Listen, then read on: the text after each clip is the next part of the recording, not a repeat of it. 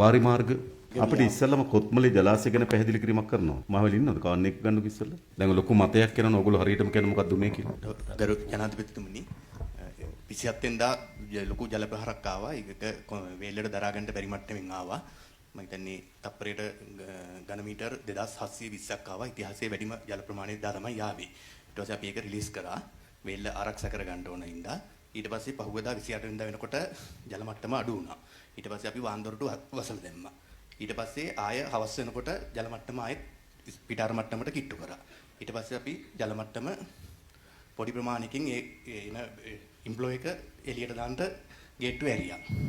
ඒක අරින්න කලින් අපි අර සාමාන්‍ය සම්ප්‍රදායක් තියෙනවා මේ සයිරන් එක ගහලා මේ කියන්නේ නලාව හඬවල තමයි අපි ඒක මේවා කරන්නේ. ඒ විදිහට තමයි ක්‍රියාත්මක කරේ. නලාව හඬවලා දොරටු විවෘත කරන්න කොච්චර වගේ කාපාරතරයක් තියෙනවද? විනාඩි 10කට කලින් නලාව හඬවනවා. ඊට පස්සේ දොරටු විවෘත කරනකොට ආයෙසරයක් නලාව හඬවනවා. විනාඩි 10යි තියෙන්නේ. ඔව් 10. ඊට කියන්නේ ඔයගොල්ලන් විනාඩි 10කට පෙර හඳුනා ගැනීම හැකියාවක් නැද්ද?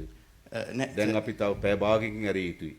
පැයකින් ඇරිය යුතුයි වගේ කියලා හඳුනා ගැනීම අවස්ථාවක් නැද්ද? නෑ ඒක සර් ඉම්ප්ලොයි එකත් එක්ක එන විදියට තමයි සෙන්නේ සර්. සමහර වෙලාවට ආපු ගමන් එකපාරට නවතිනවා. මොකද පවර් ස්ටේෂන් එක වැඩ කරොත් ආයේ මේ ලෙවල් එක බහිනවා. එතකොට විනාඩි 10කට වගේ ඒක පොඩි ප්‍රමාණයකින් ඇරියේ. සාමාන්‍යයෙන් 170ක් විතර වගේ තමයි ඇරියේ තප්පරයට ඝන මීටර. ඒක සුළු ප්‍රමාණයක්. ඒක ගම් වතුර තත්ත්වයක් නෙවෙයි. අර නලාව හඬවන්නේ සර් දැන් අර ස්පිල් ගේට්ටු වහලා තියෙනකොට මිනිස්සු ගඟට ඇවිල්ලා වෙන ක්‍රියාකාරකම් වල යෙදෙනවා. එක්ක මාළු අල්ලන්න හරි ගඟ බලන්න හරි ඇවිල්ලා ඉන්නේ අය ඉන්නවනේ. ඒ අය ඉවත් කරන්න. ඒක දිගටම කරගෙන යන ප්‍රොසීඩියර් එකක් ඒක. අපේ මැනුවල් වලක් තියෙනවා ඒ විදිහට කරන්න කියලා. ඒ අනුව තමයි ඒක ක්‍රියාත්මක කරේ. දැන් සමහර තැන්වල මතයක් කියනවා ඕගොල්ලෝ ශනිකව විවෘත කරා වගේ අදහසක් ඉදිරිපත් කරන එකක් කරන මම දැක්කා මීඩියා වල. නෑ ශනිකව නෙමෙයි. අපිට ආපුවේ ජලධාරිතාව දරා ගන්න බැරි වෙනවා. අපි ස්ටෙප් බයි ස්ටෙප් තමයි මේවා කරන්නේ. අපි අන්තිම වෙනකන් අල්ලගෙන හිටියනම් සර් ඊට වඩා ලොකු ප්‍රමාණයකින් ගේට්ටු අරින්න වෙනවා.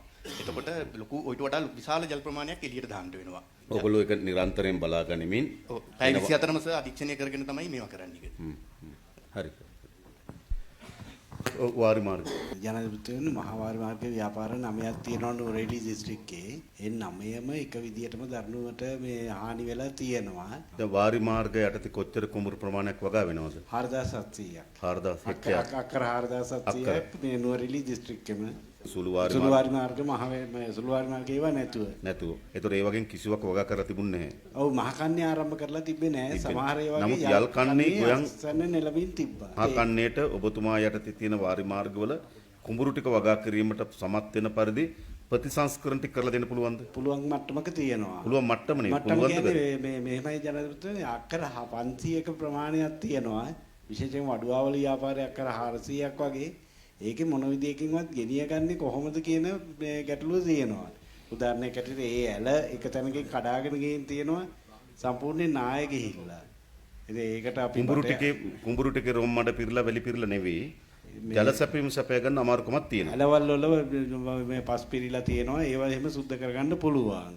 එක තැනක කඩාගෙන ගියේ හින්දා ඇලම කඩාගෙන ගියේ හින්දා නාය ගිහිල්ලා තියෙන හින්දා එතනින් එහා පැත්තට මේ වතුර පාර පන්න ගන්න ගැටලුවක් තියෙනවා. අක්කර 500ක වගේ ප්‍රමාණයක් තමයි කරගන්න බැරි. අනිත් ප්‍රමාණය කරගන්න පුළුවන්. කොහොම හරි ඒ ටික විසඳගෙන කරගන්නවා අපි 25 කට. හරි. නුවරඑළිය නගරයේ යට වෙන්න මොකද බලපෑවේ? ප්‍රධාන වශයෙන් ඇල මාර්ග පටු වෙලා තියෙනවා. අනවසර ඉදිකිරීම. ඒ කියන්නේ දිගු කාලීන ප්‍රශ්නික ප්‍රතිඵලයක්ද?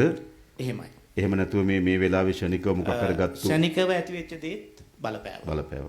එතකොට වැවේ සොරවුව අඩි 1.5 සොරවු දෙකක් තියෙනවා. ඒක ප්‍රමාණවත් මදි මෙච්චර ජල කඳක් බහින්න. ඉතින් ඔය ප්‍රශ්නත් එක්ක ඇල මාර්ග සලකුණු කරලා ඇල පුළුල් කරන්න ඕනේ. ඒ දෙපස තියෙන අනවසර ඉදිකිරීම ඉවත් කරන්න ඕනේ. සොරවුව විශාල කරන්න ඕනේ. ඒක තමයි සිස්ටම්. දැන් වෙවේ අයිති තියෙන්නේ මහ ඔගොල්ලෝ ගාව. තොරාරින අහිතේ විතරයි. අයිති තියෙන ප්‍රාදේශීය ලේකමට වෙවි. පාරිමාර්ග දෙපාර්තමේන්තුවට පවරනවා නම් හොඳ අපි DCC වල තීරණ අරගත්තා. මොකද්ද වෙන්නේ ඒක? මේ සාකච්ඡා කරා යෝජනා කරා වාරි මාර්ග පවරන්න. නමුත් සභාවයකට විරුද්ධ වුණා සභාව පවරන්න ගැටලු තිබ්බේ. ඒ කියන්නේ සභාවට ওই තාක්ෂණික සහාය නෑනේ. නෑ නේද? ඒ නිසා ඇත්තටම අපි කරන්න ඕන ඒ තාක්ෂණ නිලධාරීන් ඉන්නේ වාරි මාර්ග දෙපාර්තමේන්තුවේනේ. ඒ නිසා ඒක වාරි මාර්ග දෙපාර්තමේන්තුවට පවරන එක නේද වඩා සුදුසු. අපි මෙහෙම කරමු. ඒ කියන්නේ වාරි මාර්ග දෙපාර්තමේන්තුවට අපි වැව පවරලා ඒකේ ආර්ථික ක්‍රියාකාරකම් තියෙනවනේ. ඒ ආර්ථික ක්‍රියාකාරකම් පිළිබඳව නගර සභාවත් එක්ක ඇග්‍රීමන්ට් එකකට එමු නේද? ඔව් ගිවිසුමක් දාලා අපි ඒකෙම. ඒකට හොඳයි නේද? ඒක ගව තියාගෙන ඉන්න ඕනේ නැහැ. ආදායම් මාර්ග තියාගන්න ක්‍රමයක් හදාගමු. ස්තුතියි. ඉක්මනින් කරන්නේ කොහොමද? හරි.